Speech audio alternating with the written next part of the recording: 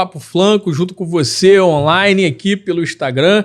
E daqui a pouco nós vamos estar também no YouTube com todo o episódio na íntegra para você. Então, ó, você que vai começar aqui, ó, já pode começar, eu tô acompanhando agora sim, ó, tá aparecendo aqui. Você vai mandando o seu comentário, você vai mandando a sua participação, vai mandando a sua pergunta, porque nós hoje estamos aqui com o Thompson, Rafael Thompson, é isso? Acertei? Isso, perfeito. Rafael Thompson, que vai já se apresentar, nosso convidado de hoje, nosso super convidado de hoje. Você já sabe que isso daqui é uma ditadura, eu não chamo ninguém que eu não gosto. Então, muito com bom. certeza, eu e o Rafael vamos conversar muita coisa. Vamos conversar sobre política, vamos conversar sobre... Antes já daqui de começar, a gente já estava dando um palpite aqui do futebol, falando sobre um monte de temas que você com certeza vai estar participando aqui com a gente.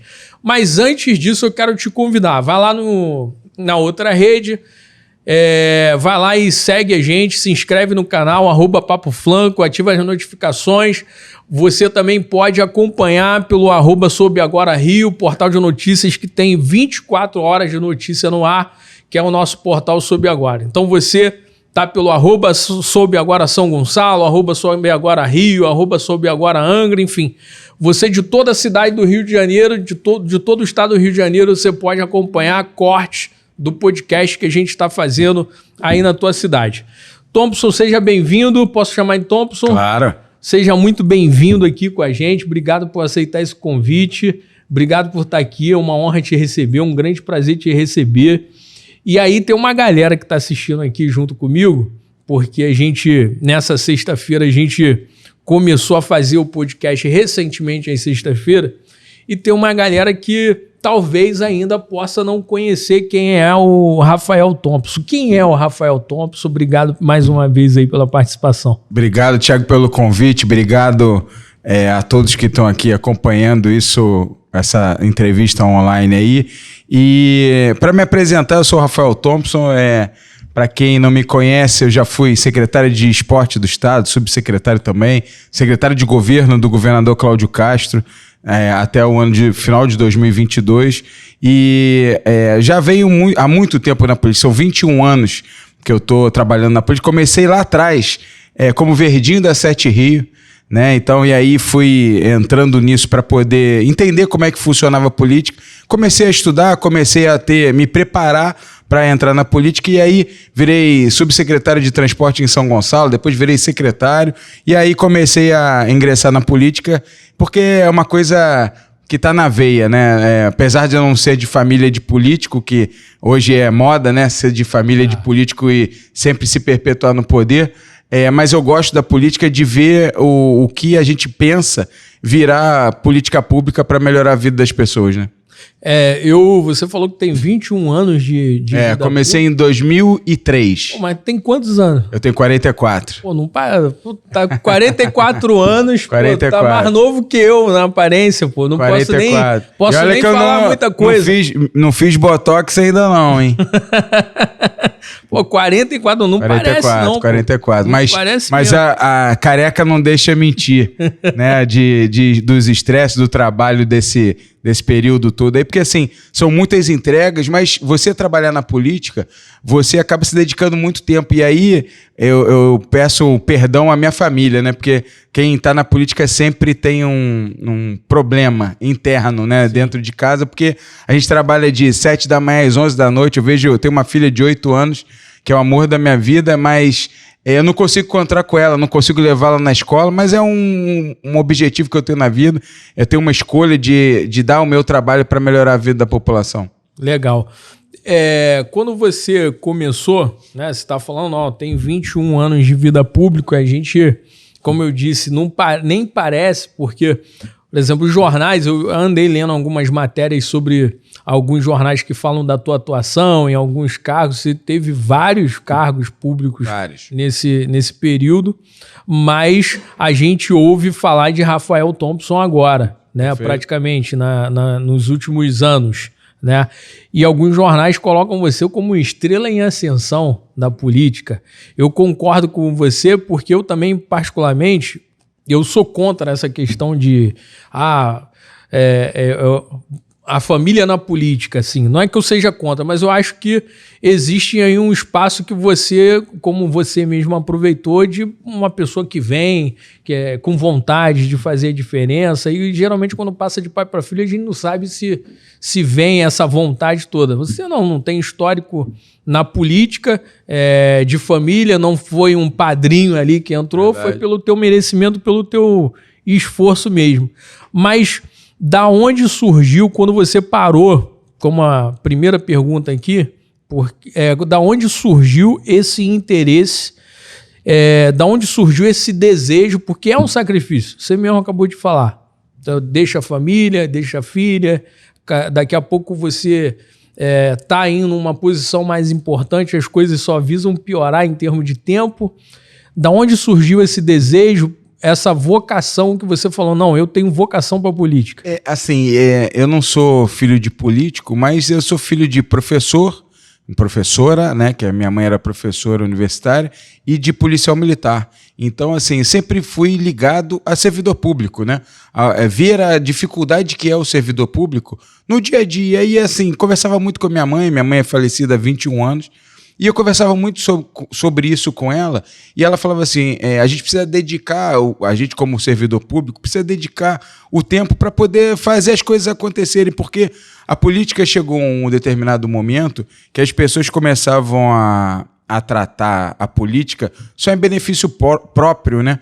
E aí, assim, quem é vocacionado, quem tem vontade de fazer para melhorar a vida dos outros, acabava se afastando, porque era muita briga para poder disputar o poder. E, assim, eu tenho a consciência absoluta que eu comecei olhando os exemplos que eu tinha em casa, né, de pai e mãe, que eram pessoas que absolutamente dedicadas a melhorar a vida das outras pessoas, recebendo o salário que faziam jus. Não tinha nenhum cargo, não tinha nenhuma posição, não tinha nenhum prestígio, mas ao mesmo tempo trabalhavam todo dia de 7 às 10 da noite para poder melhorar a vida das outras pessoas, né? Então, eu tive essa referência em casa e por isso que eu resolvi me aventurar na história da política. Mas aí eu comecei a estudar, comecei a fazer gestão pública e comecei a identificar que a política é a maior ferramenta para a gente ajudar a nossa sociedade.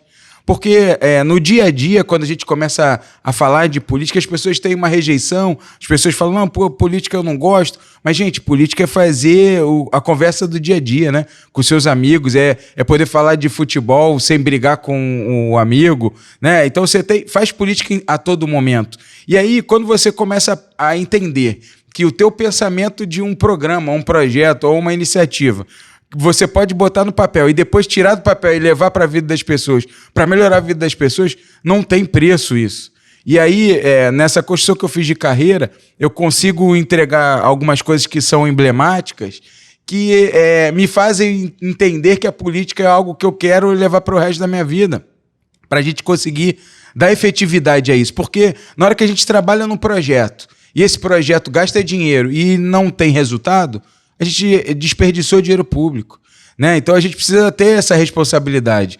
Então, trabalhar com serviço público, trabalhar na política, para mim, é pensar no que a gente consegue fazer, botar no papel e depois fazer virar política pública, que aí é onde eu gosto, é onde eu gosto de ver funcionando, é onde eu gosto de estar trabalhando na rua. E aí isso começou a acontecer muito porque a política começou a ficar muito encastelada, né? A política começou a ficar uma política muito de sou eu que mando, sou eu que faço, sou eu que aconteço. E eu tenho um pensamento diferente, eu tenho um pensamento aglutinador e um pensamento de estar mais na rua para poder fazer as coisas acontecerem na rua, cobrar a execução na rua, do que ficar dentro do ar-condicionado, vendo as coisas acontecerem, darem problema e não darem resultado para a população, né? Você falou nessa questão aí, você está há um tempo já na política, administração pública e tal. Você hoje é um entendedor de gestão pública, só que você entrou num período que não era tão comum. Por exemplo, hoje a gente vê prefeitos montando ali um corpo técnico, né? Em algumas áreas. Hoje a preocupação é mais notória. Por exemplo, quando um prefeito vai montar um secretariado, o governador, ele escolhe ali, não, saúde, eu tenho que escolher alguém que entenda mais ou menos de saúde, e assim por diante. Naquela época não era tão assim. Não era tipo, era indicação 100% pura política. Hoje a indicação política ainda continua, mas ainda existe uma preocupação de, vou botar alguém aqui que entenda mais ou menos do que está fazendo, né? Perfeito. E como foi para furar essa bolha? Você não veio, como bem disse, não veio de uma família tradicional política, veio de uma família de servidor, começou ali por baixo, mas como foi furar essa bolha de indicações 100% política? Com trabalho, não tem outro jeito, né? Você precisa demonstrar que tem vontade e que quer trabalhar. Em 2003, eu fui a São Gonçalo, trabalhar na Secretaria de Transporte de São Gonçalo, e a gente conseguiu fazer em 2004, né, no governo da prefeita à época, Aparecida Perencer, a primeira licitação de ônibus, né, lá em São Gonçalo, a primeira vistoria de ônibus, que não acontecia há mais de 30 anos na cidade. Os ônibus, na época, tinha reportagem nos jornais da época, que a roda saía no meio do trajeto, o ônibus toda hora quebrava, a população não conseguia fazer, e a gente conseguiu fazer a reestruturação desse processo. A gente conseguiu fazer também o reencampamento das vans à época. Então, assim, é mostrar trabalho. Eu consegui entrar nesse meio por ser uma pessoa que queria trabalhar, uma pessoa dedicada e que se preparou, né? Eu fui estudar, eu fui correr atrás de informações, eu fui correr atrás de ver como é que eu podia melhorar para entrar nesse meio e conseguir com fruto de muito trabalho, fruto de dedicação.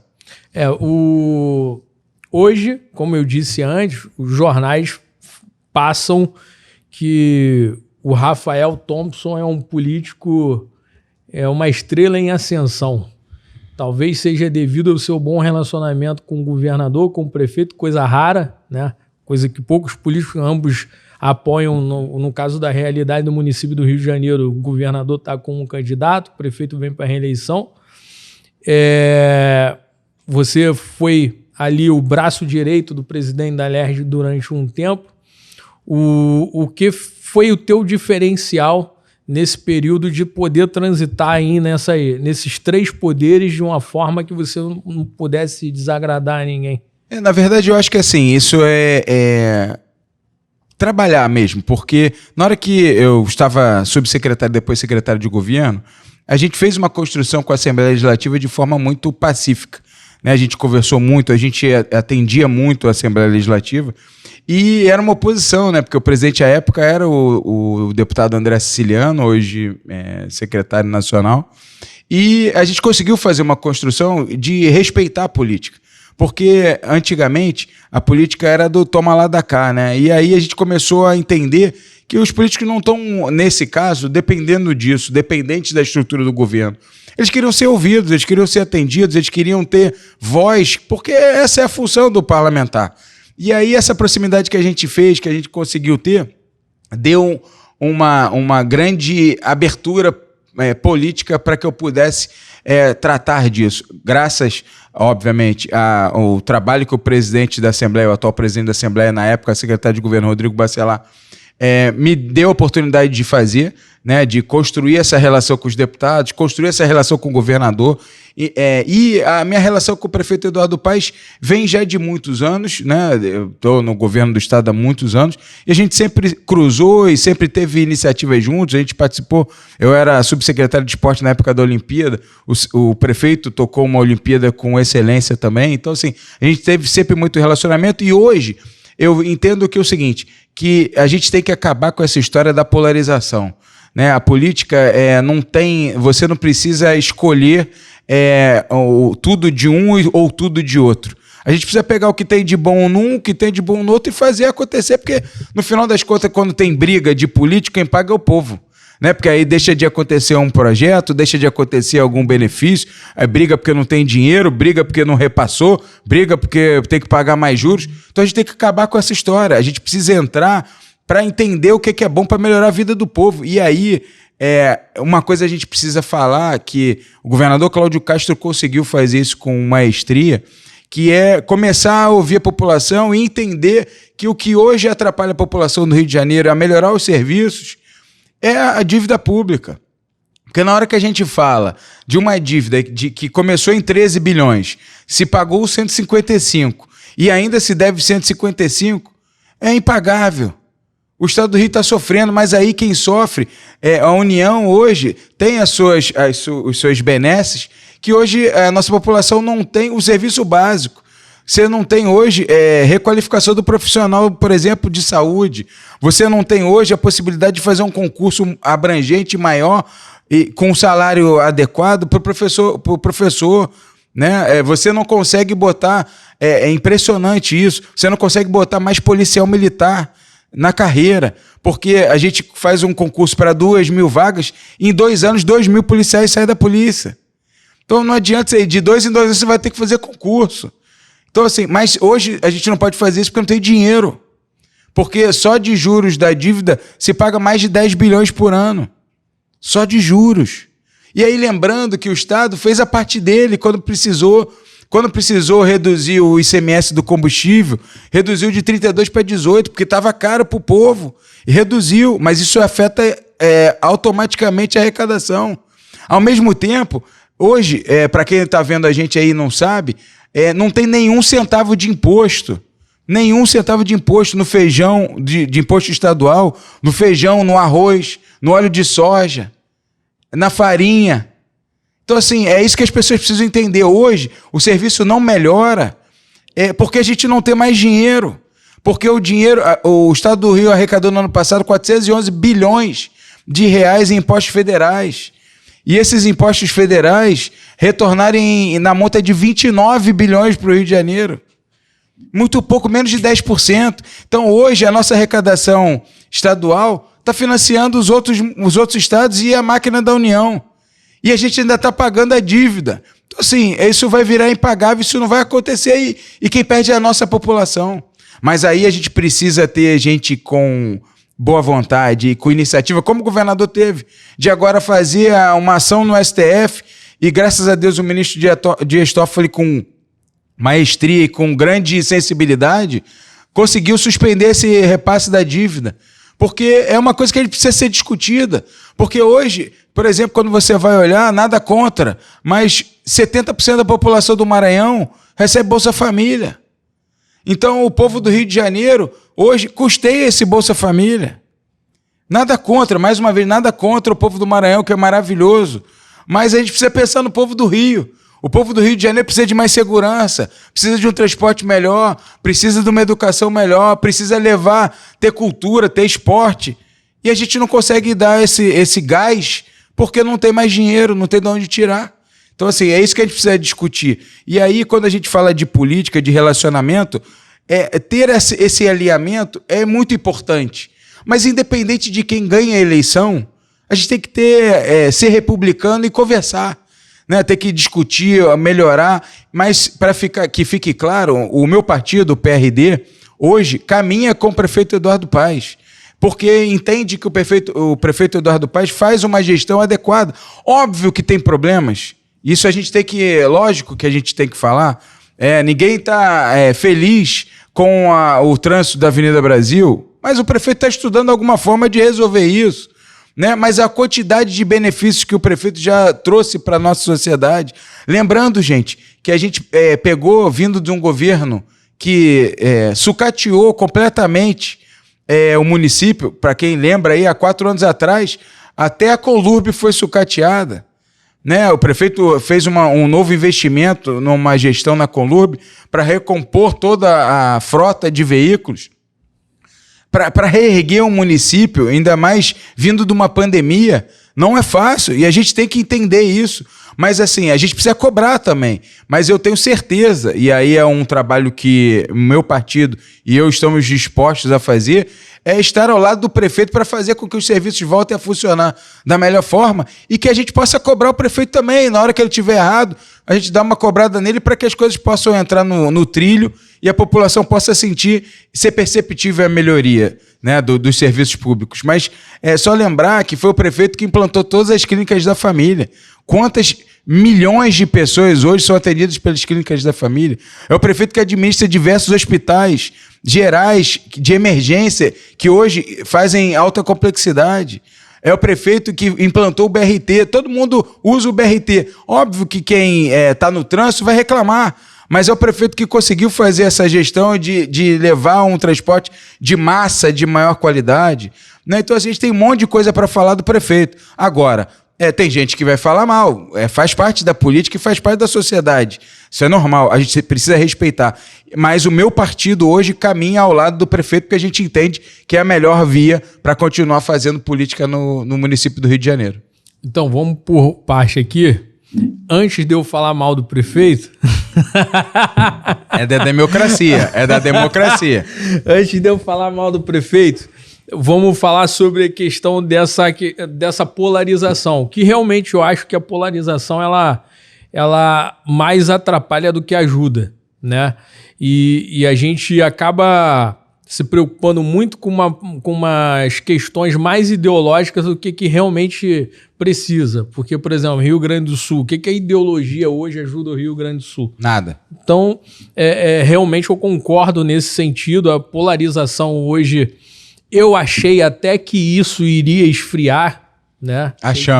Achei que ia mudar um pouco. Eu, na minha opinião, eu achei que o Lula ia ser impeachmentado aí um ano e meio de governo, ia assumir o Alckmin e o Alckmin ia dar uma esfriada nisso daí. Mas não aconteceu, pelo contrário, a gente está de frente para uma eleição no Brasil inteiro, não só no Rio, que provavelmente deve ser uma eleição super polarizada, uma guerra de força entre direita e esquerda. E, assim, essas coisas, ao invés de ajudar, acabam atrapalhando. Você está falando da situação do Rio de Janeiro. O Rio de Janeiro hoje, ele depende de uma ajuda, então, do governo federal. Perfeito.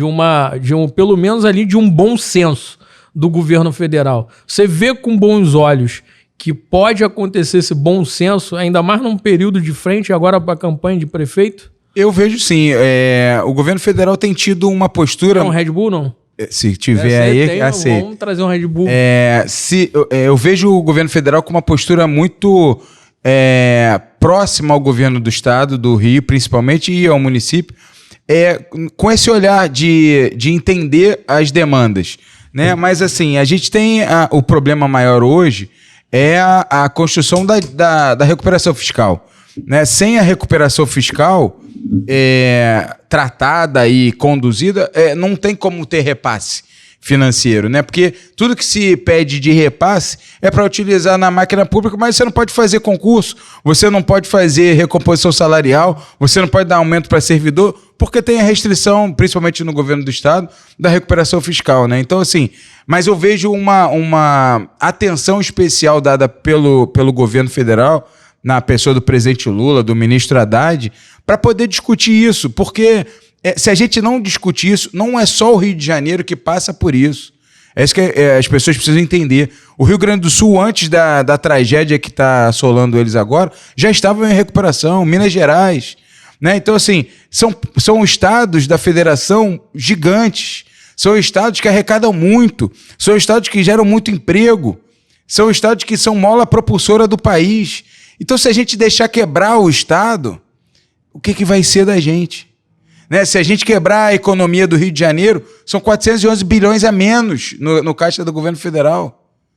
Então, assim, não é falar da boca para fora, né? Então, o governo federal está tendo essa visão estratégica independente de ideologia política.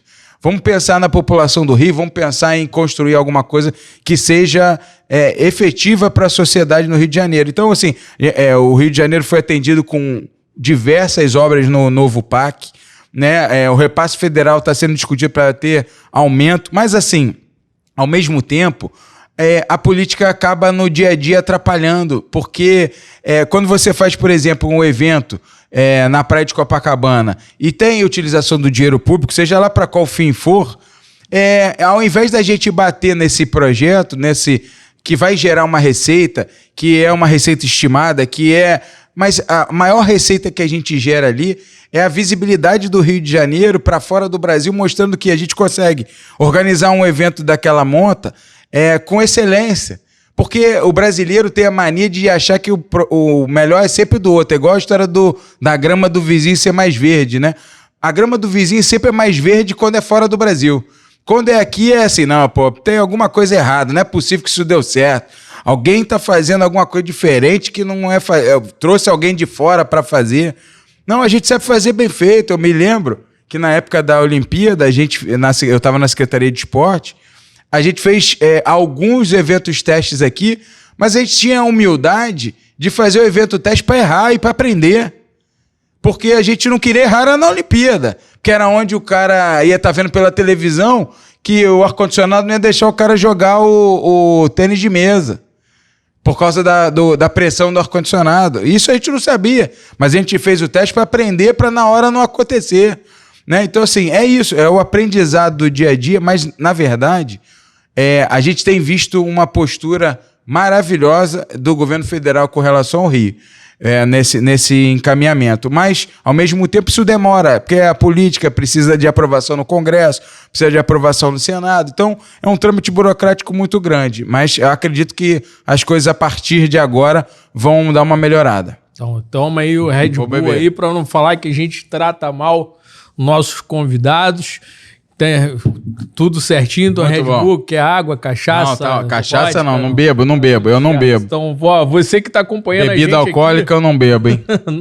Você que está acompanhando a gente aqui, você pode estar se perguntando por que eu tô com essa blusa de frigorífico. É porque o Peterson ali, que é culpado, bota o ar-condicionado em cima da gente aqui. Então hoje eu já vi... uns 10 graus aqui dentro. Hoje eu já vim malandro já. Quando eu venho com blusa... de manga curta, eu sofro aqui. Eu falei, hoje eu não vou sofrer. Eu vou botar um casaco. Eu vou fazer uma pergunta que a população geralmente se pergunta. E é óbvio, eu vou fazer aqui, a gente está conversando, só para deixar até bem claro para quem está assistindo, hoje você não está no governo, não tem nenhum cargo e tal. A gente está conversando sobre... duas pessoas conversando sobre realmente os acontecimentos. Você, como chefe de governo que foi, você vai saber falar com mais clareza do que eu. Mas a população olhando isso tudo, o Estado em recuperação fiscal, sem dinheiro, as coisas não acontecem, e não é de hoje, né? Porque o Estado ele se encontra em recuperação fiscal e na visão da população, que isso desmotiva até um pouco a questão política, é sobre o Estado hoje ser um dos maiores centros de corrupção do país ao longo dos anos. E aí nós chegamos até onde nós chegamos. Porém, as pessoas se perguntam, e a venda da SEDAI? Ela não serviu para dar um gás no caixa do Estado, para poder fazer alguns projetos, algumas coisas que não estavam andando, para meio que tirar um pouco do sufoco durante o período? Isso funcionou, não funcionou? Como é que foi? Funcionou, e tanto funcionou que a gente falando de recuperação fiscal, em 2017 o Estado do Rio de Janeiro entrou em recuperação fiscal, né, na época do governo Pezão, e vem até hoje. Porque a gente está falando de recuperação fiscal, a recuperação fiscal nada mais é que a discussão da dívida que eu acabei de falar. Dos 13 bilhões, tendo pago 155 e ainda dever 155. Então essa recuperação fiscal já devia ter acabado. Mas o governo federal cobra juros? Então, o governo federal não deveria cobrar juros, né? Porque o governo federal não é banco. O governo federal tem que trabalhar para não ter lucro e entregar o que tem para a população. Mas no final das contas, o governo federal hoje taxa o Estado do Rio de Janeiro com uma taxa superior ao que o mercado financeiro faz e acaba penalizando o Rio de Janeiro com relação a isso. Essa é a discussão hoje. Mas aí, quando você fala da venda da SEDAI, eu acho que foi a melhor procedimento que pode ser feito à época, e aí parabenizar o governador e o secretário Nicola por esta condução. Esse dinheiro ainda se encontra nos cofres do Estado. Esse dinheiro foi todo repassado aos municípios que fizeram adesão. O recurso foi repassado aos municípios. Só o município do Rio de Janeiro arrecadou mais de 5 bilhões de reais dessa venda.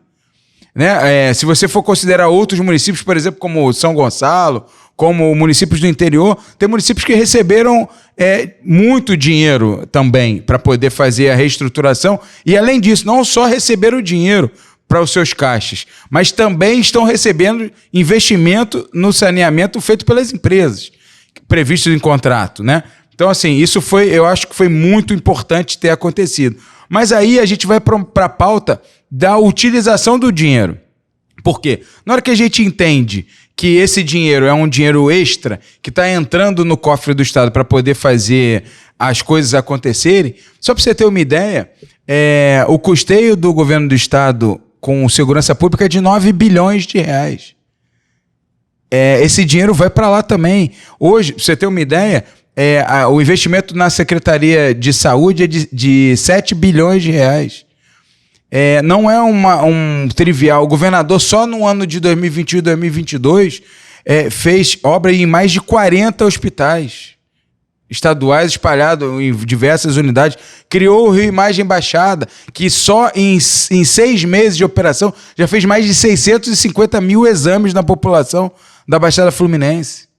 Além disso, o investimento que o governador fez com a aquisição das câmeras corporais, novas viaturas para a Polícia Militar, mais armas, mais coletes, enfim, teve um investimento muito grande com relação a isso. Óbvio que está abaixo do que a gente imagina que seja, mas isso é uma construção ao longo do tempo. Pra você ter uma ideia, quando o governador Cláudio Castro assume em 2021, os restos a pagar, ou seja, para quem está vendo aí, era a dívida que tinha do ano anterior, né, deixada pelo governador anterior, era de 5 bilhões.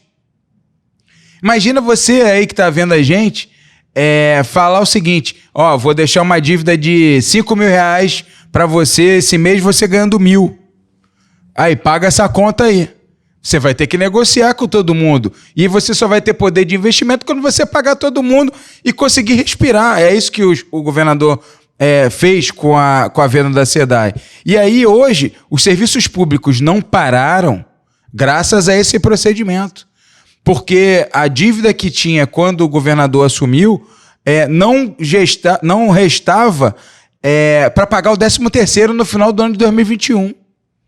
E o governador conseguiu fazer essa mudança e conseguiu pagar e não atrasa nenhum dia de salário do servidor público. O governador conseguiu dar aumento para o policial de mais de 50%. Policial militar, policial civil, bombeiro militar. O governador conseguiu agora está no processo de contratação de mais de 15 mil profissionais da educação para recompor a sala de aula, de profissionais temporários para a educação. Por quê? Porque você não consegue criar uma carreira atrativa. Sabe por quê? Porque a lei de responsabilidade fiscal e a lei de recuperação não permite que a gente dê um aumento superior ao professor. Porque na hora que você faz isso, vira problema na aposentadoria, que o Estado não tem como pagar, vai virar insolvente. Então está se contratando agora de forma precária, temporária, nos próximos 2 anos, para que esse professor zere a fila de alunos que não estão tendo aula. Que a gente possa ocupar todos os horários ociosos. Né? Então, tudo isso é fruto de investimento vindo disso. Não cai do céu. Né? A quantidade de... por exemplo, o programa Segurança Presente. Quando eu assumi a Secretaria de Governo, o Segurança Presente, junto com o presidente Bacelar, o Segurança Presente tinha 9 bases. Hoje são 41. E para quem está vendo aí, o governador prometeu inaugurar Del Castilho esse ano e Campo Grande. Né? Mas tudo isso com estrutura, com policial pago, com uniforme pago, com novas viaturas, com moto, com van, com um policiamento treinado de forma específica, mais policiais. Você tem ideia de quantos hoje são os policiais do RAIS, que são pagos pelo programa Segurança Presente todo dia, que para quem conhece, é o extra do policial militar que foi implantado lá atrás pelo governador Sérgio Cabral. Todo policial que faz o RAIS recebe para trabalhar. Hoje, só no programa Segurança Presente, são mais de 1.200 dia que o governo paga extra. Fora todos os outros convênios que são pagos pela iniciativa privada ou por prefeituras. Então, quando esse policial é pago na folga dele, ele está melhorando a segurança pública. Isso é um investimento que o governo do Estado está fazendo. Então, assim, a gente precisa parar de querer só criticar e bater, mas a gente tem que ver o que acontece. Por exemplo, lá outra circunstância da Secretaria de Governo, quando a gente chegou, a Operação Lei Seca tinha 7 equipes para tomar conta do estado inteiro. Quando eu saí da secretaria, eram 30 equipes. Mas aí você fala assim, pô, mas vai fiscalizar aquela blitz que o pessoal fala aí que é caça-níquel? Não, na verdade não. Sabe por quê? Hoje, 50% do nosso orçamento, né, lá na Secretaria de Governo, para a Lei Seca, é voltado para a educação no trânsito. Tem um programa que a gente criou à época, chamado Educação Nota 10, que vai ensinar a criança na escola de ensino médio para que ela possa entender qual é a complicação de dirigir depois de beber. Para que ela leve para o pai, para a mãe, para seja lá quem for, para que isso não aconteça. Então a gente investe na educação para não ter que cobrar a punição. Então a gente tem reduções gigantescas no número de acidentes causados por pessoas que estavam dirigindo embriagadas. Né? Então, assim, isso tudo tem que ser dito e tem que ser falado de uma forma clara, porque as pessoas precisam entender que o dinheiro não voou. Tem dinheiro ainda no orçamento do Estado, que é o que mantém hoje o Estado funcionando, os salários em dia, e tem muito dinheiro utilizado em projetos que são transformadores e melhoram a vida das pessoas. Hoje a gente tem, por exemplo, investimento num programa chamado RJ para Todos, que em 1 ano e meio atendeu mais de 300 mil pessoas em situação de vulnerabilidade social. Né? Já mandamos quase 1.000 pessoas para fora do Rio de Janeiro no programa de volta para casa, que a pessoa só queria voltar, veio para cá, não conseguiu emprego, não tinha dinheiro para voltar para comprar uma passagem de ônibus. A gente conseguiu identificar com o assistente social e mandar ele de volta para casa. Então tem muito trabalho que, por exemplo, a informatização do governo do Estado. O Estado do Rio de Janeiro era o 16º informatização de serviços para a população, hoje é o 3º. Né? Você hoje tem mais de 2.500 serviços disponíveis para o cidadão na palma da mão dele, no celular, no aplicativo e no portal do governo do Estado. Então, assim, isso gasta dinheiro, isso tem investimento. Né? Só de tecnologia você tem que fazer hub de inovação, enfim. Tem dinheiro. E o governo do Estado está fazendo isso. Só que isso leva tempo e a burocracia também é muito grande para que as coisas aconteçam. Eu me lembro que o programa do Segurança Presente, né, ele aumentou muito, né? Só o povo de Campo Grande estava lá na expectativa, doido para ter. Vai sair esse ano Campo Grande, hein? O Campo Grande estava sofrendo, mas assim, antes da gente partir para a questão do município em si, mesmo falando de segurança pública, hoje existe uma sensação de insegurança muito grande da população. Verdade. Com roubo a celular, roubo a pedestre e um monte de coisa. E esses programas são programas muito bons. São programas que eu me lembro que mudou a realidade do centro da cidade. Da Lapa também muito. Mudou a realidade daquilo dali. Só que hoje parece meio que voltou e ainda existe esse programa lá. Na tua opinião, o que falta ainda meio que para... Por exemplo, eu me lembro que chegou até a zerar, sem exagero nenhum, o número de roubos ali no centro da cidade, na Tijuca, que tinha muito roubo também. E só que depois disso tudo, voltou agora com uma certa força esse tipo de crime na rua e tal. E aí muito até se exige da Guarda Municipal do Rio de Janeiro para que pudesse ter ali uma estrutura também para combater esse tipo de crime, não só tudo em cima da Polícia Militar. Qual a tua opinião? O que você acha que pode ali mudar? O que pode ser feito para mudar essa realidade lá? Eu acho que assim, o criminoso, ele sempre busca uma alternativa, né?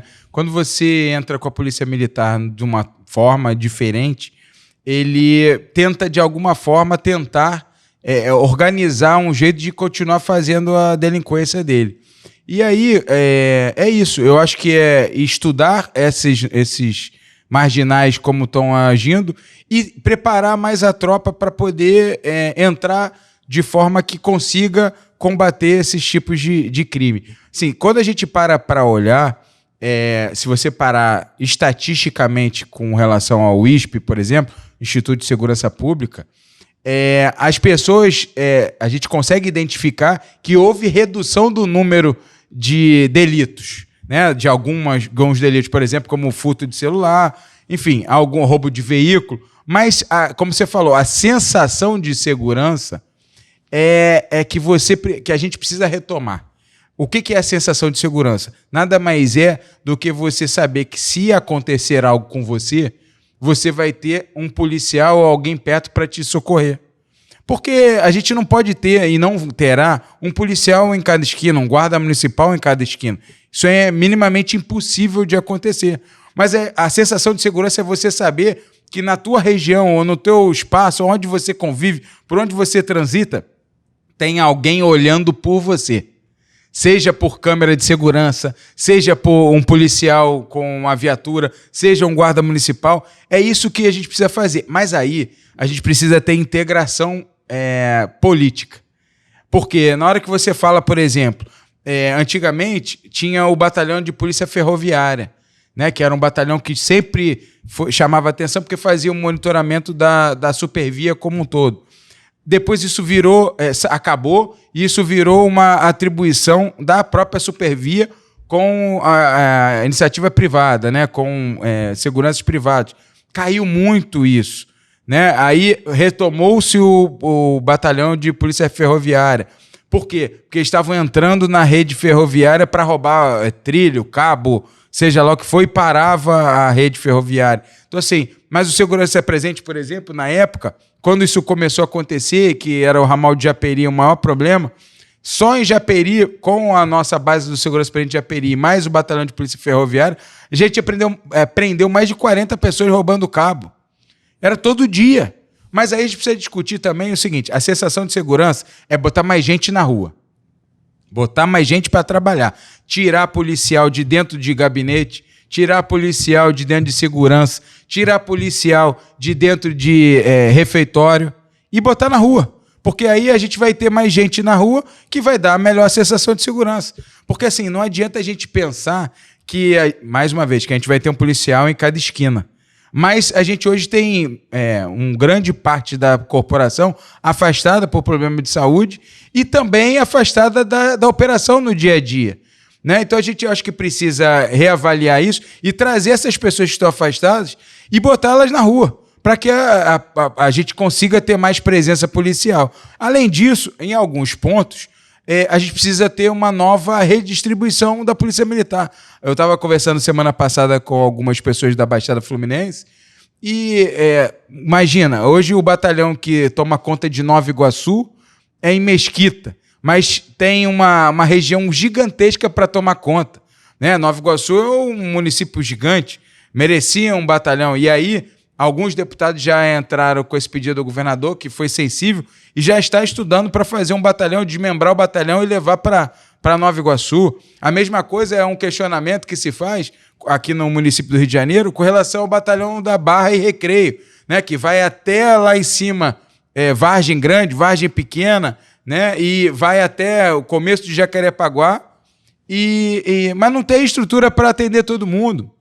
Então é mais fácil passar para construir um novo batalhão, alguma outra posição da Polícia Militar lá em cima para poder que o batalhão aqui do Recreio consiga atender Barra e Recreio de forma adequada. Mas aí, em compensação, a gente ampliou o programa Segurança Presente, quando eu estava na Secretaria de Governo, para áreas que o batalhão não conseguia mais atender. Então, por exemplo, a área do Rio 2 ali foi toda ampliada para a gente conseguir atender com segurança presente e liberar o batalhão para fazer policiamento em outras áreas.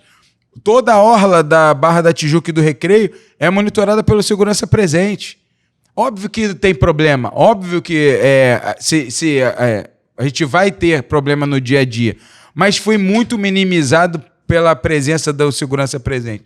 Então, assim, a gente precisa aglutinar as coisas. A gente precisa ter uma guarda municipal que comece a trabalhar mais na rua. A guarda municipal, na minha época, quando eu estava começando, eles faziam o trânsito, ela que organizava o trânsito, ela que tratava o trânsito, você tinha guarda em tudo que era esquina. E aí a guarda hoje não tem essa força toda. A gente precisava voltar com a guarda municipal para que a guarda ocupe esses espaços e libere os outros espaços para a população. Mas quando a gente fala de segurança pública, a gente precisa de estratégia e de planejamento. Eu acredito que com o novo comandante da Polícia Militar agora, isso vai ser mais operacionalizado e a gente vai ter mais respostas do que só entrar na favela dando tiro, né? Eu acho que precisa de planejamento, inteligência para poder voltar a ter essa sensação de segurança para a população. Falando de município do Rio de Janeiro, você não acha que a Guarda Municipal ela precisa realmente ser efetivada como ali um complemento de segurança ao governo do estado? Porque está tudo na conta do polícia, está tudo nas costas do polícia. E aí muito se discute, tá, sobre armar a Guarda Municipal do Rio de Janeiro, sobre não sei que não arme a Guarda Municipal, mas que possa ter mais equipamentos de TASE e tal. Hoje a Guarda Municipal do Rio de Janeiro, talvez seja até por falta de informação, não vou fazer aqui uma crítica 100%, porque, por exemplo, como você bem falou, existem várias ações do governo do estado que você trouxe aqui, que a grande população ela fica perdida sem esse tipo de informação. E aí o que a gente vê da Guarda Municipal hoje é o quê? Combate ao trabalho informal. Pura e simplesmente isso. Correr atrás de camelô. Simples assim. Isso tem sido uma crítica enorme em cima do prefeito Eduardo Paes. E aí a gente vê que fica nas costas de um segurança presente, fica nas costas do polícia que está aqui. Que aí a gente fala de inaugurar batalhão, mas com qual efetivo? Um exemplo, né? E aí o cara tá aqui, a gente vê aqui na Avenida das Américas, o polícia de bicicleta, não podia ser o guarda municipal de bicicleta? Tudo bem, a polícia ela é excepcional, mas a guarda municipal não poderia ter um papel mais efetivo? O que você acha dessa questão também de muita gente que traz a sugestão de armar a guarda municipal? Eu concordo, eu estava até falando semana passada que eu acho que a Guarda Municipal precisa ser armada. Eu acho que a gente precisa antes discutir muito o formato disso, né? Como isso vai acontecer e o prazo para isso acontecer. Mas eu acho que antes de qualquer coisa, a gente precisa pensar na formação desse guarda, né? A Guarda sempre se notabilizou, desde que eu conheço a Guarda Municipal do Rio de Janeiro, sempre por formar grandes profissionais, por formar pessoas que sabem trabalhar, pessoas que têm responsabilidade com relação à população, mas você trabalhar armado requer algo mais específico, né? Então, assim, eu acho que é necessário armar a Guarda Municipal, como já tem experiências em outros lugares do Brasil, mas eu acho que antes da gente discutir sobre como armar, a gente precisa discutir como treinar para armar, né? Ver quem que vai treinar, como que vai treinar, em que circunstância, como esse guarda municipal pode usar essa arma, aonde ele pode usar essa arma, de que forma ele vai usar, criar um regulamento para que isso seja utilizado, porque o policial militar, o agente penitenciário, o bombeiro militar tem uma forma de tratar, tem um treinamento adequado e também tem uma punição se caso utilize de forma inadequada. Então a gente precisa tratar isso também com relação à Guarda Municipal. Agora, eu acho que a Guarda Municipal, ao longo desses anos, veio perdendo a função, né? Porque a Guarda Municipal, como você falou, combater só o ambulante, combater o camelô, eu acho um problema, porque eles têm muitas mais especificidades para poder trazer e tratar para a população do Rio de Janeiro do que só ficar correndo atrás de camelô, né? E aí eu acho que se perdeu nisso. Eu acho que agora, num novo governo Eduardo Paes, eu acho que é até uma sugestão que eu vou levar ao prefeito, que ela seja reestruturada, que ela tenha mais condições de poder fazer, por exemplo, patrulhamento nas escolas, que ela possa intensificar o monitoramento nas praças da cidade, que é onde tem as crianças praticando atividade física, os idosos caminhando. Isso tudo vai gerar a sensação de segurança também, né? E aí, atrelado à Guarda Municipal armada com a possibilidade de maior efetivo, de maior logística, né? Mais veículos, mais motos, né? A gente conseguir dar efetividade à atuação da Guarda. Agora, eu sou absolutamente a favor do combate a todo tipo de crime com relação aos ambulantes, Quem trabalha direito, quem tem sua mercadoria adequada, quem tem seu direito de vender, tá tudo certo. Agora, não pode vender produto roubado, não pode vender produto falsificado. Isso aí está na lei e a gente não pode concordar. Mas o restante, a gente tem que dar força à Guarda Municipal para a Guarda Municipal ser mais do que só combate a camelô.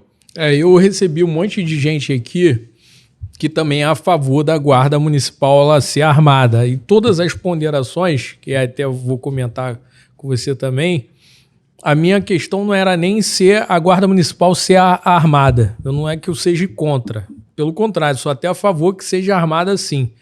Só que a gente vê, por exemplo, a escola de formação do PM hoje já enfrenta um monte de dificuldade para botar o PM na rua com uma formação adequada. Da Guarda Municipal, então, teria que ser uma coisa bem melhor, bem mais estruturada. Não se faz um concurso de Guarda Municipal há mais de 10 anos. Ou seja, já é uma outra situação. Por que não se faz um concurso da Guarda Municipal já há mais de 10 anos? O prefeito está aí já há 3 mandatos praticamente. Tudo bem, teve Crivella aí 4 anos e tal, mas minha preocupação referente a esse tema é como esse cara vai responder. Porque se ele vai estar armado na rua, o Rio de Janeiro é uma cidade que é totalmente diferente de tudo que a gente conhece, né, em termos de criminalidade, em termos de provocação ali. E se esse cara cometer algum equívoco, algum erro, como ele iria responder? E se ele respondesse e transitado julgado, qual cadeia ele iria cumprir esse tipo de pena, entendeu? Então, é a minha opinião referente a isso, que teria que ter muita discussão sobre isso. Mas a questão do concurso também da Guarda Municipal, eu não consigo ainda entender o porquê que não foi até agora. Por que não ampliou ainda esse efetivo? E é um questionamento muito justo e importante, tanto da Guarda Municipal, por exemplo, quanto da Colurb. Né? O último concurso da Colurb também tem bastante tempo. E são profissões que, como policial militar, se você não tornar a profissão atrativa, esse cara vai estudar para sair da profissão para ir para algo melhor. E aí você vai esvaziar a carreira. Você não faz concurso. Por exemplo, hoje, mais ou menos, entre 600 e 700 policiais militares saem todo ano para poder seguir outra carreira. Porque hoje a carreira não é tão atrativa. Porque imagina, isso eu estou falando antigamente, né, há 3, 4 anos atrás, você tinha um salário muito defasado, né? O Rio de Janeiro era o 23º salário do policial militar, hoje é o 3º. E você ia para a rua tomar tiro de fuzil, com o carro quebrado, sem o colete vencido e ganhando mal. O cara pegava na folga dele e ia estudar para poder fazer um concurso para a Polícia Rodoviária Federal, para ser agente da Polícia Federal, para trabalhar em alguma outra área que não precisasse ficar exposto a subir a comunidade para tomar tiro. Né? Então aí a gente começou a ter esvaziamento das carreiras. E aí você vê isso na Guarda Municipal, você vê isso na Colurb. É um questionamento que a gente precisa levar ao prefeito para entender também. Porque, assim, mais uma vez, na hora que se faz concurso, a gente tem que pensar que um dia essas pessoas vão se aposentar. Que um dia a gente vai ter mais servidor público aposentado do que na ativa. E aí a gente vai continuar trabalhando para pagar todo mundo. Então a gente precisa pensar como mesclar isso, porque senão vai acontecer um problema sério lá na frente. Né? E aí eu estou falando para a geração da minha filha. Daqui a 20 e tantos anos, não vai ter dinheiro para pagar o salário de quem está trabalhando, só vai pagar salário de aposentado e pensionista. Justo que eles trabalharam e fizeram pelo Estado, pelo município. Mas, ao mesmo tempo, se a gente parar para ver, a gente tem que ter a responsabilidade de não fazer as coisas de forma assodada para amanhã não ter dinheiro para pagar essa conta, né? Não. É isso que é importante. Sim, e assim, eu vejo que tem, além da questão também da Guarda Municipal, para você ter uma ideia da importância da Guarda Municipal. No show da Madonna, né? foi apreendido um monte de armas ali, faca, um monte de coisa que os caras enterraram ali na areia. A Guarda Municipal, junto com a Polícia Militar do Rio de Janeiro, conseguiu identificar um monte de coisa ali antes do show, conseguiu apreender e tal. Não é tão bom, tão lógico, quando as duas forças se unem, conseguem ter um resultado, independente aí do que se acha do show, mas aquele tipo de atuação, até por exemplo, eu particularmente, e aí eu vou jogar mais um pepino aí na tua mão, eu particularmente acho que era um show que poderia facilmente ser pago somente com dinheiro privado. Não precisava ter ali os 10 milhões do governo do estado e 10 milhões do prefeito. Mas deixando isso daí eu vou jogar, já tá aí, já tá contigo. Mas olhando pelo lado da segurança pública, com a quantidade de pessoas que foi, com o nível de complexidade que é um evento daquele, de tanta gente ali reunida e tal, que diferente do Réveillon, que tem ali pelo menos espalhado na areia de Copacabana um monte de gente, ali tava todo mundo junto, qualquer coisa ali era uma multidão saindo correndo e Deus nos acuda. Eu vi que a Polícia Militar funcionou muito bem e a Guarda Municipal funcionou realmente bem. Ou seja, quando os caras são empregados para aquilo que realmente para a função deles, eles conseguem desempenhar um papel bem. E falando disso, assim, se você falar de integração, por exemplo, hoje existe um programa na prefeitura chamado BRT Seguro, né, que são os policiais militares na folga, junto com os guardas municipais atuando para combater vandalismo, assaltos, tudo no BRT. É uma integração maravilhosa, funciona super bem. Mas é aquilo que a gente precisa fazer. A gente precisa o político precisa ter menos vaidade e pensar mais no povo. Porque na hora que você fala assim, pô, isso daqui é um programa que não é meu, esse é um programa de governo, é um programa que a gente precisa pensar que vai atender a população. Quem vai ser o pai da criança, pouco importa, a população vai reconhecer que o governo do estado e a prefeitura deram a mão para poder caminhar em conjunto e melhorar a nossa vida. Né? No final das contas, o que vai dar o voto lá na frente é o trabalho que foi apresentado e que foi entregue. Quem não entrega trabalho não vai ter voto, é simples. Mas aí na hora que você fala, não, pô, eu tenho que dizer que eu sou o pai da criança, o outro eu também tenho que dizer, e aí não faz, a população está cansada disso. E aí quando se tem essa integração, e aí eu posso falar absolutamente tranquilo, a convivência do governador e do prefeito é maravilhosa. E toda vez que se falam, tentam convergir para a mesma situação para poder melhorar a vida do povo. E, assim, algumas iniciativas que a gente tem feito têm surtido grande efeito. Como, por exemplo, esse show da Madonna. Mas, se você parar para ver, todo o Réveillon é uma integração espetacular dos órgãos de Estado com os órgãos municipais. Né? A Sete Rios sempre fazendo planejamento maravilhoso, adequado, de entrada e de saída em parceria com a Polícia Militar. Agora o monitoramento da Polícia Militar via drone, com o batalhão de choque, com o batalhão de cães. Né? Então, assim, tudo isso vai somando ao trabalho do dia a dia do ordenamento público da prefeitura. Porque a gente entende que assim, o Estado é muito maior, a estrutura do Estado é muito maior do que o do município.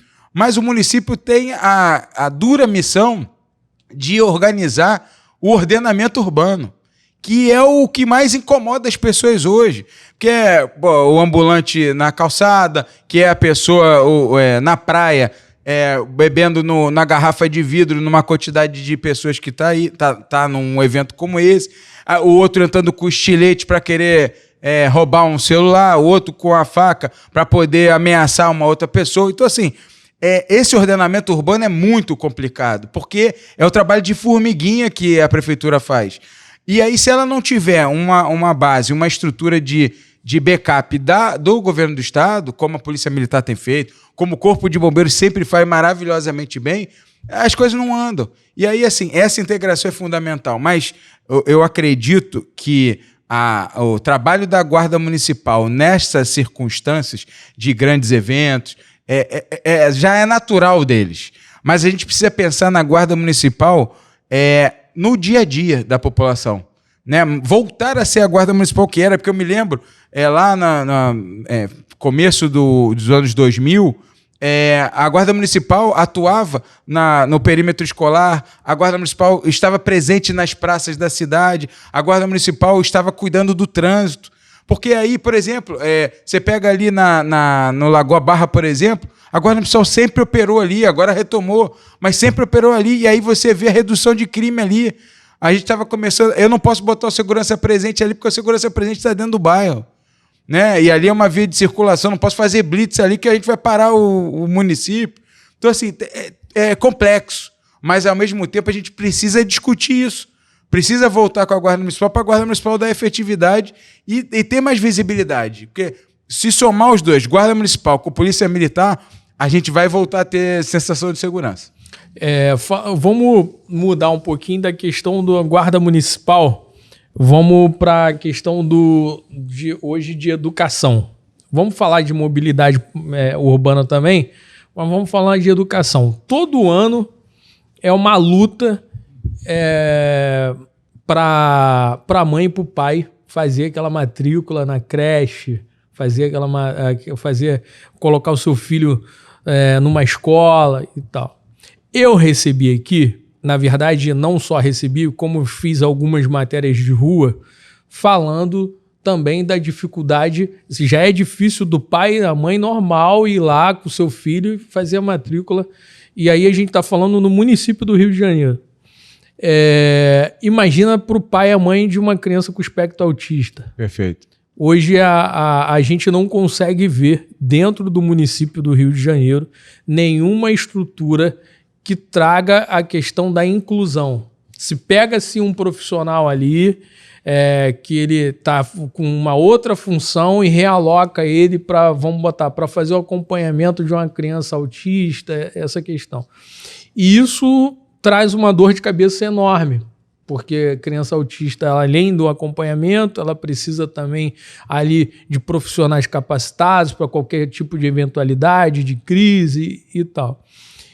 Hoje, a nossa discussão, a nossa conversa em si, que eu queria te perguntar, o que você acha que precisa, dentro da tua experiência? Você, como secretário de governo, você fez ali uma junção entre todas as secretarias você tomou conta da dificuldade delas.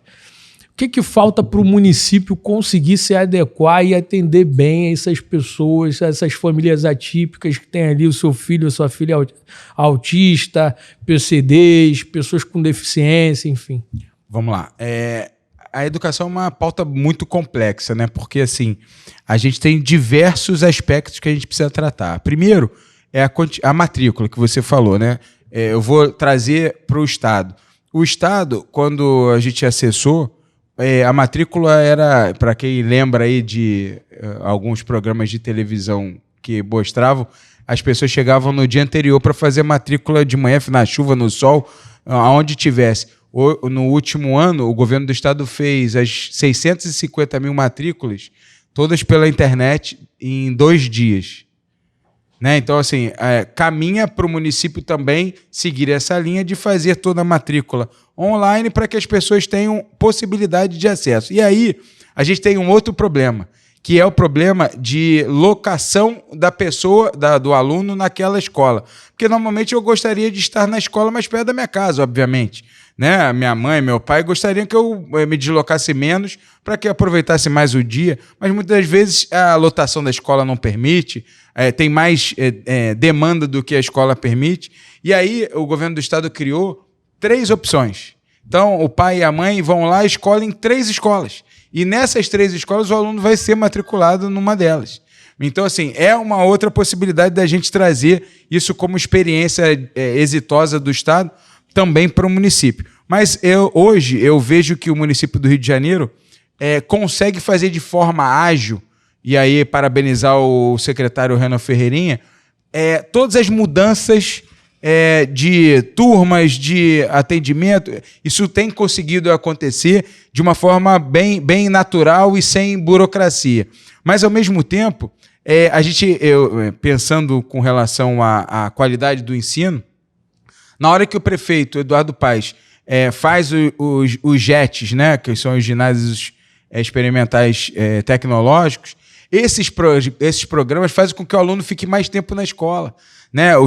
Fique a parte da tarde, né? Se estudar de manhã, fica à tarde na escola, né? Fica de forma integral e deixa o pai e a mãe mais livres para poder trabalhar, para poder saber que o filho está num local adequado. E o prefeito conseguiu fazer isso de uma forma a expandir muito no município do Rio de Janeiro. Mas, como você falou, ainda existe esse problema com relação às famílias atípicas. E aí, falta hoje, tanto no estado quanto no município, o mediador escolar. É essa figura, esse cargo, essa modalidade de atuação que a gente precisa ter. A gente precisa discutir isso, porque são eles que vão identificar as crianças com qualquer tipo de espectro para poder levar para uma condução adequada de ensino, né?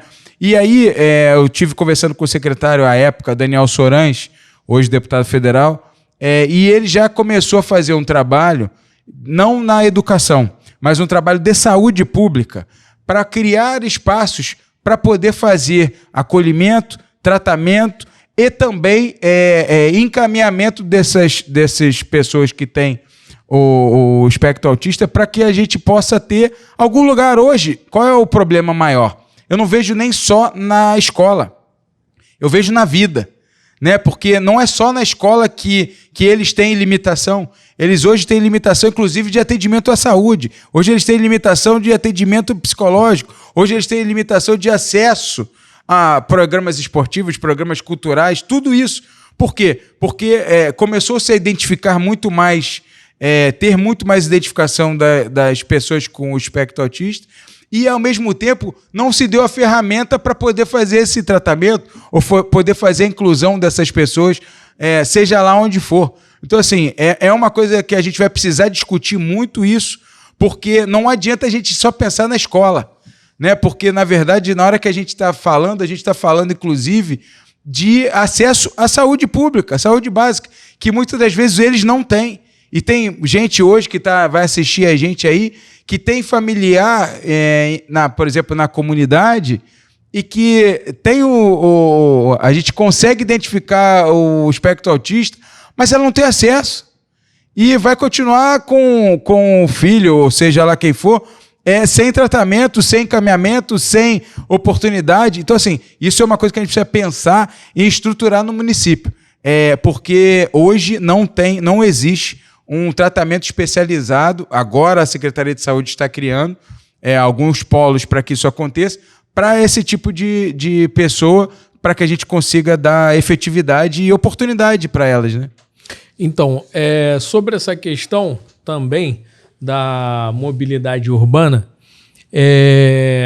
a gente conversou aqui sobre os BRTs. Os BRT estão passaram já, né? Praticamente já está no final ali, da maioria, né, da Transbrasil, ali zona oeste da cidade, já praticamente todos eles já estão ali de novo operando com os ônibus novos e tal.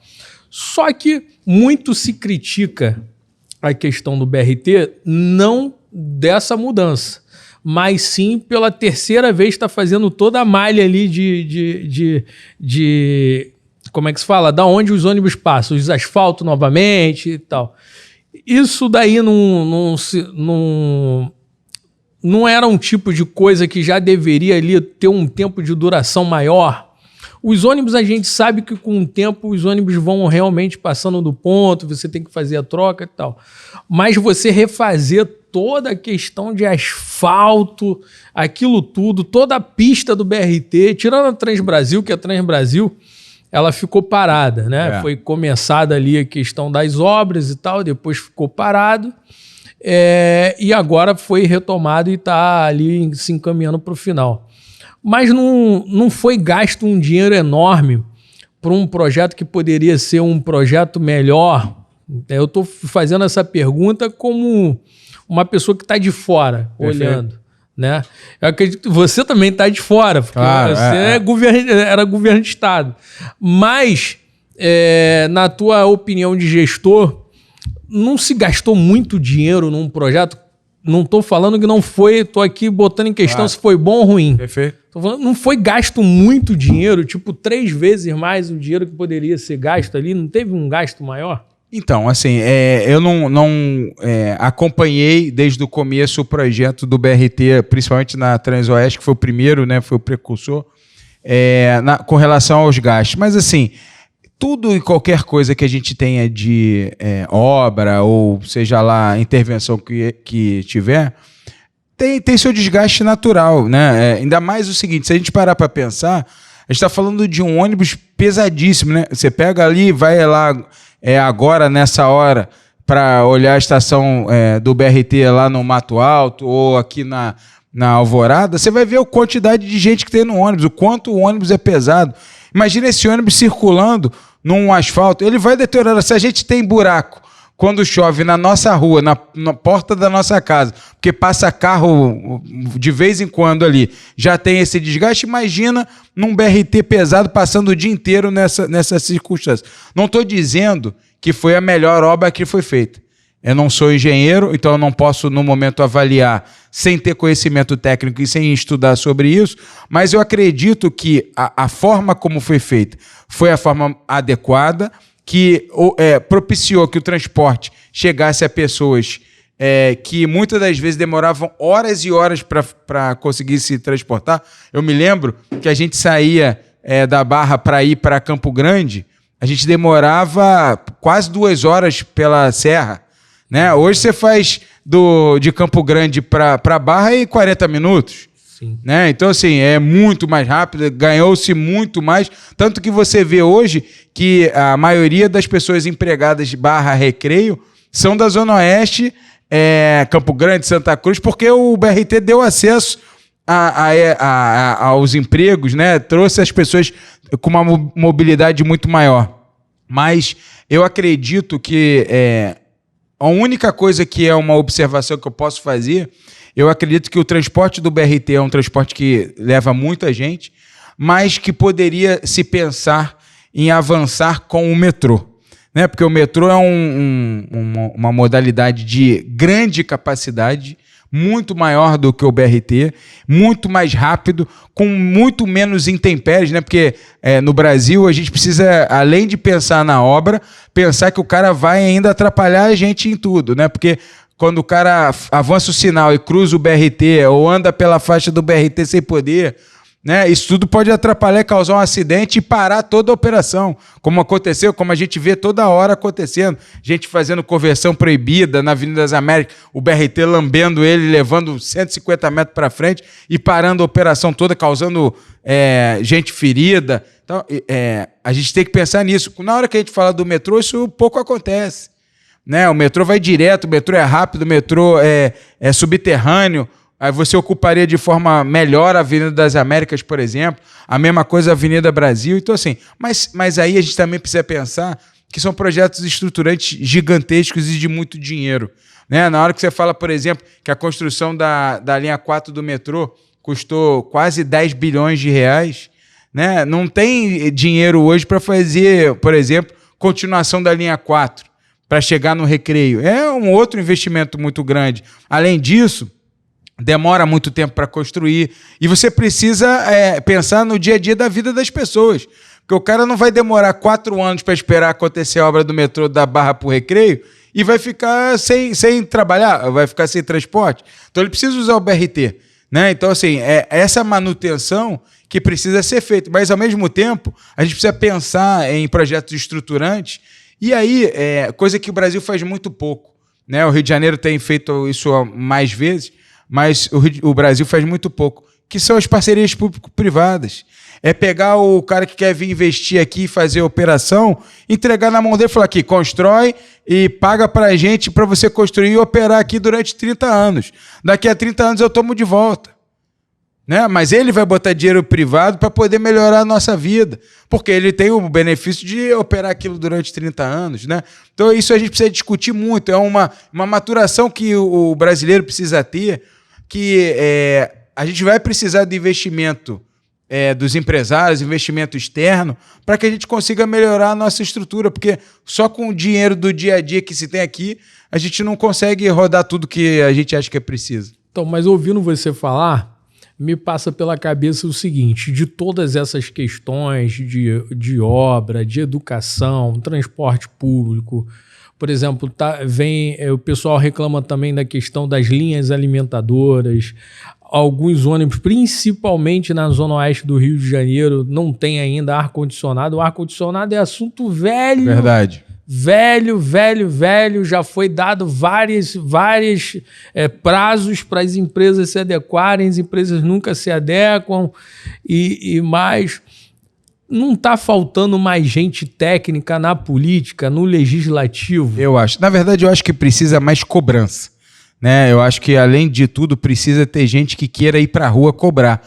Porque no outro dia eu estava lá em Anchieta e aí me falaram assim, pô, o ônibus que passava aqui sumiu de uma hora para outra. E assim, não pode um ônibus sumir, né? Se é uma concessão, um ônibus não pode sumir. Tem que entender por que a empresa tirou e ir lá cobrar, oficiar a empresa, notificar a empresa, porque se a empresa não quiser operar, devolva para o município ou devolva para o Estado, para que o Estado possa ter a iniciativa, a prefeitura, possa ter a iniciativa de substituir, dar para outra empresa, ou ela mesma fazer a operação, enfim. Isso é o tradicional. Mas no Rio de Janeiro falta fiscalização, falta gente que queira tirar a bunda, né, como se fala no bem português, claro, do assento e ir lá na rua para olhar para ver se o ônibus está funcionando, que horas que ele passa, como não passa, saber se está funcionando de noite. A maior reclamação é, por exemplo, você chega, a gente sabe da violência, mas você chega a partir de 9 horas da noite, tem dia que não tem mais ônibus. Como é que a pessoa vai para voltar para casa?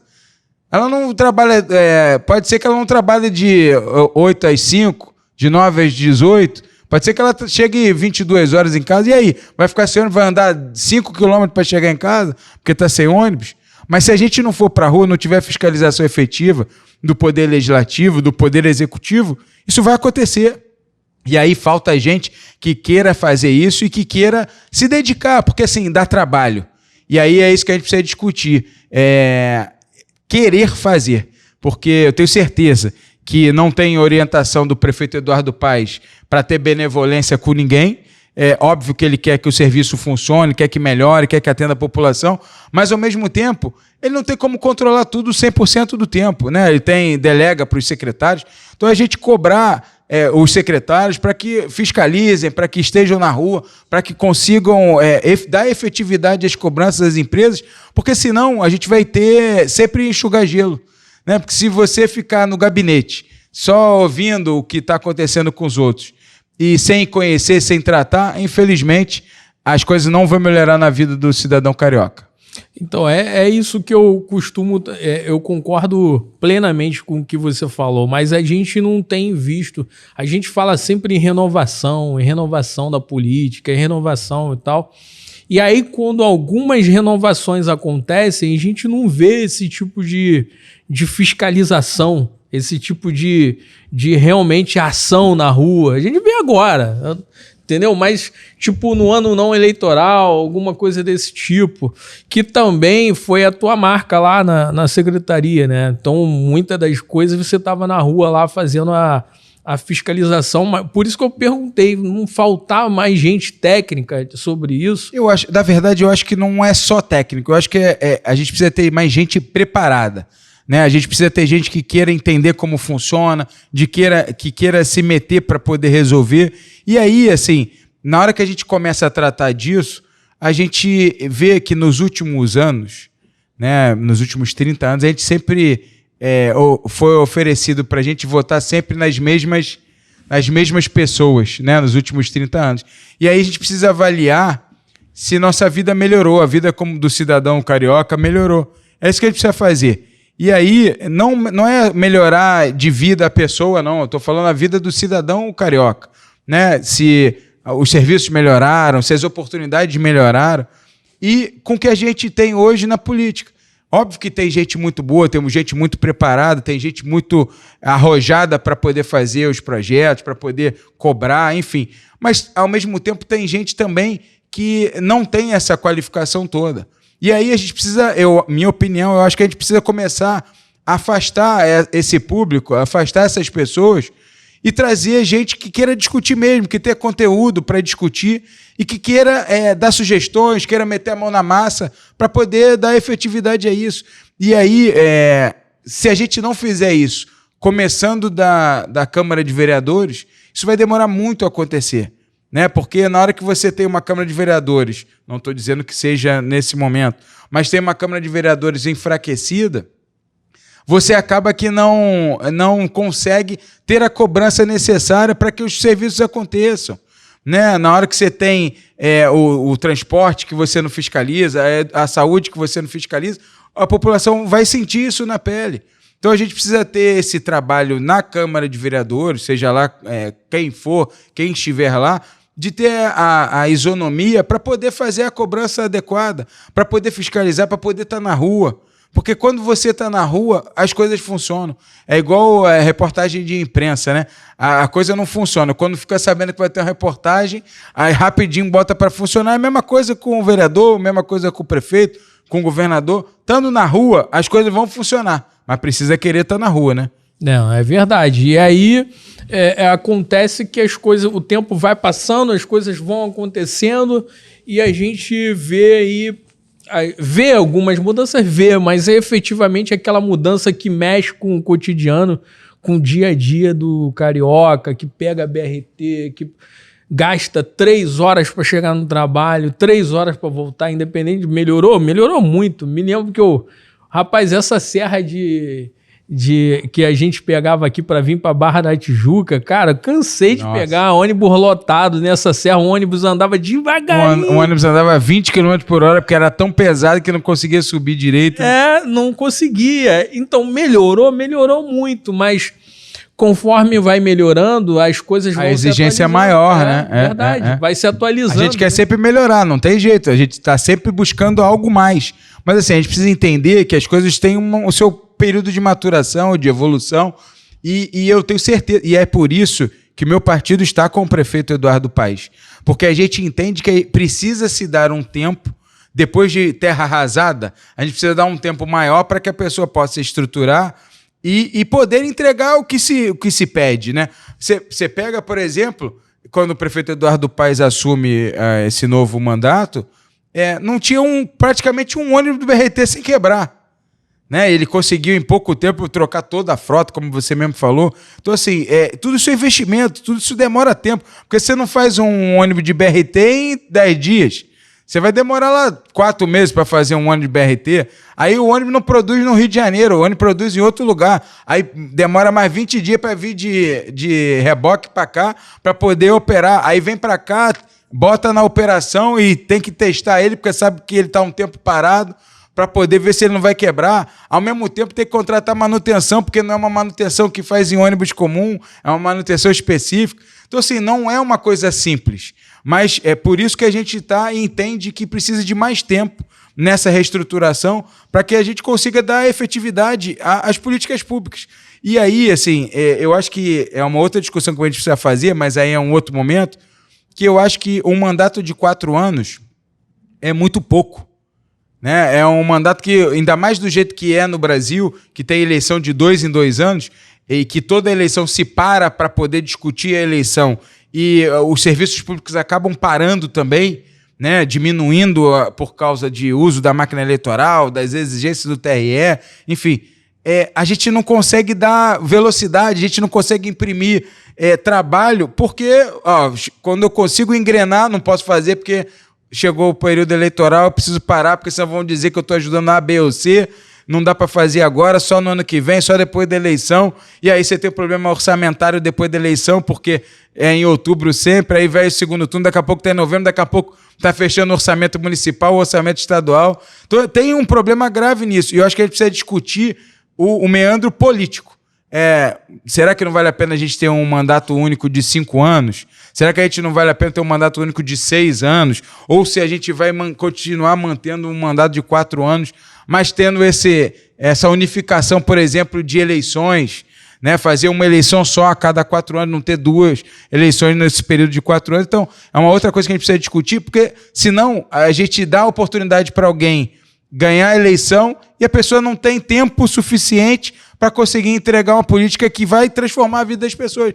Aí acaba que as políticas públicas viram só enxugar gelo, né? Vai lá, faz a clínica da família, mantém funcionando para não perder. Daqui a pouco vai lá, faz o BRT, troca o BRT para não deixar de atender. Mas e aí? Pô, quando que a gente vai conseguir pensar num projeto estruturante de forma que vai mudar a vida das pessoas? Com 4 anos você não consegue fazer. Né? E aí o cara precisa parar tudo que ele está fazendo para vir candidato de novo, para tentar ganhar a eleição, para poder tentar estruturar isso de novo. Então é uma outra coisa que a gente precisa parar para pensar. E aí ainda tem uma outra coisa. Vamos supor que perca a eleição. O outro que está assumindo vai demorar 1 ano para conhecer a máquina, daqui a pouco tem eleição estadual, daqui a pouco para tudo para a eleição estadual, aí ele opera no 3º ano, no 4º ano já é a eleição dele de novo. Como é que ele consegue um projeto estruturante dessa forma?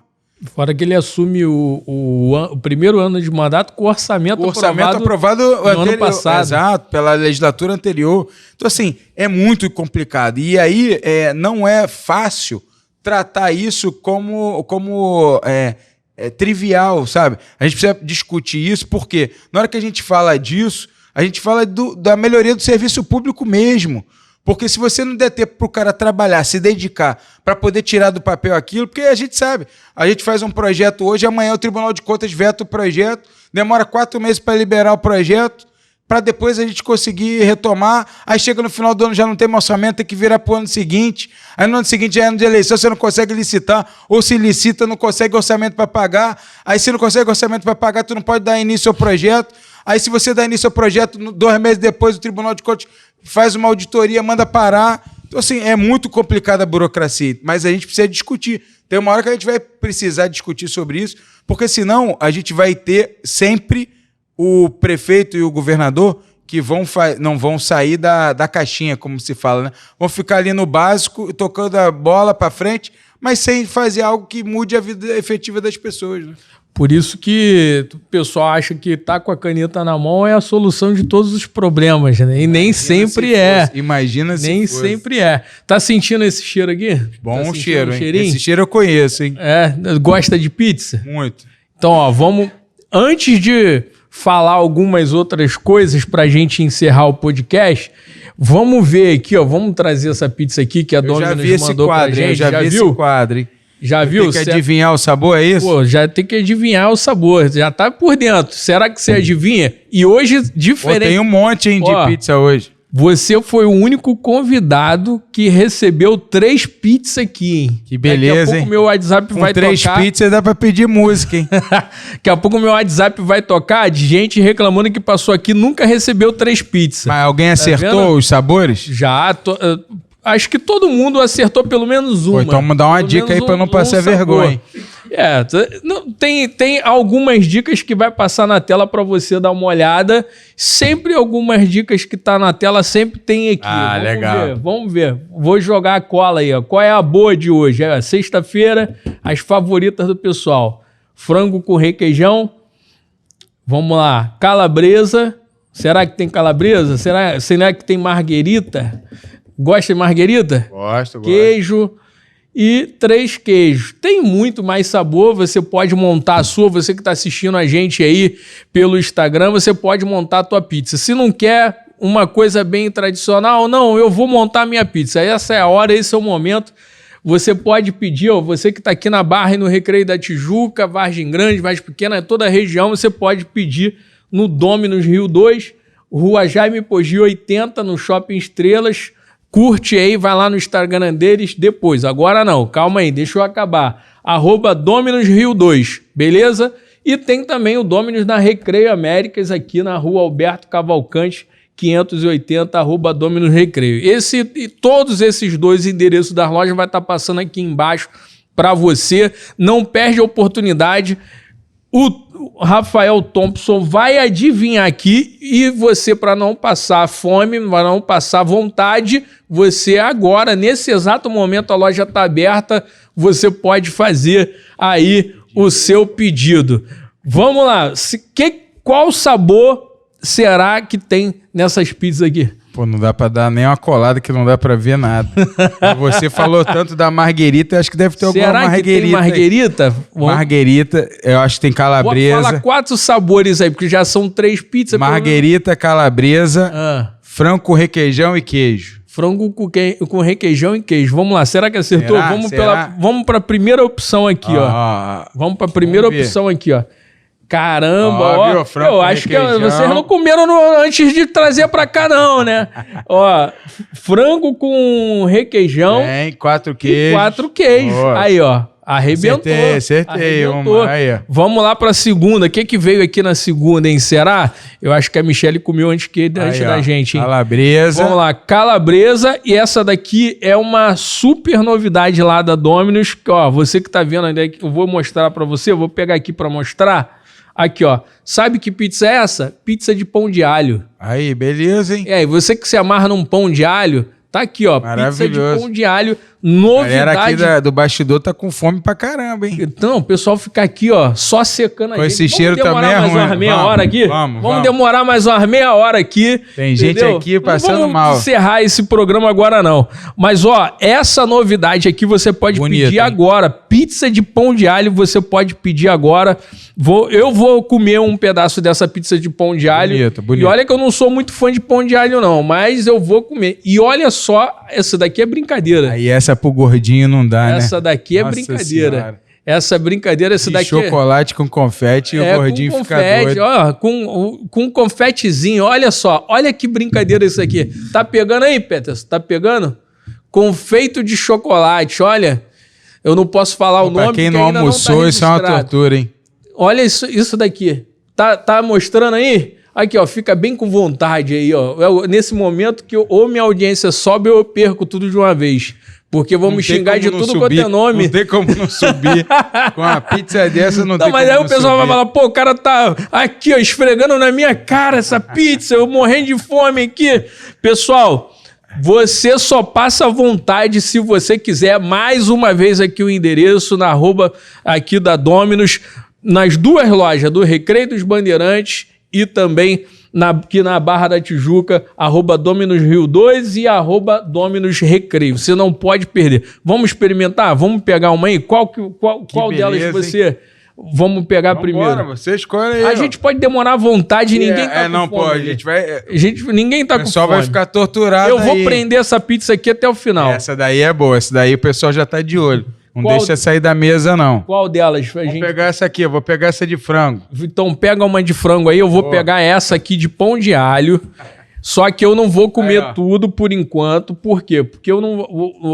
O convidado, óbvio, vai ali. Eu não vou falar com o Thompson aqui de boca cheia, que é falta de educação. Mas, ó, me ajuda aqui botando uma Coca-Cola aqui, não tem problema. Passa um pouquinho aqui, vamos lá. Gabi fica famosa, aparece ali também na câmera. Então, vamos lá. Muito bom, hein? Pessoal, é isso daqui, ó, a brincadeira. Aí, ó. Ó, vamos fechar aqui. Muito Fecha bom. A caixa por quê? Porque tá na frente. Tá olhando ali, aqui, ó, só não pode cair. Sana, aqui, ó, olho. Aqui pra vocês, ó. Aqui, aí, ó, beleza. Aqui. Falar de boca cheia mesmo. Meu irmão, eu sou gordo, eu como do jeito... Eu também, então não tem essa não. Como qualquer coisa, qualquer hora. Mocotó, caldo verde. Tá mais em forma do que eu. Caldo verde. Tá mais em forma do que eu. Vambora. Eu já sou um caso perdido. Não, calma aí, que deixa eu começar. Comer é bom demais, né? Tem bom. Coisa boa. No outro dia eu tava falando, o pessoal tava brincando. Falando assim, pô, eu queria tanto ser magrinho. Eu falei, ser magrinho deve ser bom, mas comer deve ser melhor. Comer é bem melhor do que ser magrinho. Cara, pior que a pizza é excelente, cara. Maravilhoso. A de frango é uma delícia. Não, mas essa daqui... Pão de alho. Pão de alho. Eu não sou fã de pão de alho, mas, pô, essa daqui tá sinistro. Lá também tem, na Domino's também tem um negócio que... Para de me secar, Gabi. Minha filha adora, que é o cheese bread. Que são os pãezinhos recheados, que são sensacionais também. Minha filha ama. Pede quase toda semana. Tá vendo essa gordinha aqui? Aí, ó. Pô, se ela é gorda, eu sou um hipopótamo. Essa gordinha aqui veio falando a mesma coisa, que eu gosto de estar lá na Domino's lá do quê? O que falou? Chocobread. Aí, ó, mesma coisa. De churros também, né? Gordinho sabe tudo. De comida, gordinho sabe tudo. Aí, ó, Domino's, pra mim que eu sei de tudo. Já é uma sugestão de tudo que a gente quer comer nos próximos episódios. Manda ver. Obrigado pela parceria, vocês da Domino's aí, ó. Você que tá em casa, não passa vontade não. A gente vai aproveitar tudo isso daqui até depois do programa aqui. Tem uma galera aqui, ó, doida pra comer. E ó, graças ao Peterson, a gente vai comer tudo isso aqui frio, que ele bota o ar-condicionado aqui, tipo no Polo Norte, né? E você fala, Thiago tá maluco. Não tô maluco. Você não imagina como é que tá aqui. É mesmo. Thompson, mais uma vez, antes disso a gente vai falar, vou deixar você falar sobre aquilo que a gente tava falando antes. Qual é teu time? Flamengo. E aí, Gabigol? Pô, com todo respeito ao Gabigol, um cara que fez gol em todas as finais de Libertadores, mas não pode fazer o que ele fez ontem, é falta de profissionalismo, né? Não pode tirar foto tendo contrato em vigor com uma camisa de outro clube. Isso é uma vergonha. Mas assim, hoje, o Flamengo precisa tomar uma atitude. Precisa fazer alguma coisa. Porque assim, em qualquer lugar do mundo, se você bota uma camisa de um outro time tendo contrato em vigor, isso é justa causa. Pô. Por mim, hoje não joga mais no Flamengo. Se eu fosse presidente do Flamengo, a partir de hoje já não jogava mais. Eu acho que foi o quê? Foi uma multa, você sabe a porcentagem aí? Quem souber me fala. Pra mim não jogava mais porque... Teve uma multa e perdeu a 10. Mas não adianta, aí vai perder a 10, mas tem que botar pra fora do Flamengo. Já deu, Gabigol, tchau, vai com Deus. Eu recebi aqui o ex-presidente do Flamengo, ele tinha comentado exatamente isso, que o Gabigol... Ele é um ótimo jogador e tal, mas é que ele não daria 10 pro Gabigol. Gerou uma polêmica na internet com o corte dele, mas hoje tá aí. Perdeu a 10 e sofreu uma multa. Mas assim, eu acho que é muito pouco, porque a gente tá falando de paixão da torcida. Né? Como é que você diz respeito? Porque, na verdade, não é de respeito só ao clube, é de respeito ao torcedor. Porque o torcedor tem ele como ídolo, o cara que fez gol em Libertadores, foi campeão em Libertadores, é o predestinado, mas não pode faltar com respeito com a torcida. Né? E aí é aquela história, se a gente abre mão numa hora de que nosso filho fez errado de alguma coisa, se a gente não dá uma punição que seja adequada, ele vai fazer, daqui a pouco vai fazer outra. E eu tenho certeza. Gente, é só questão de tempo.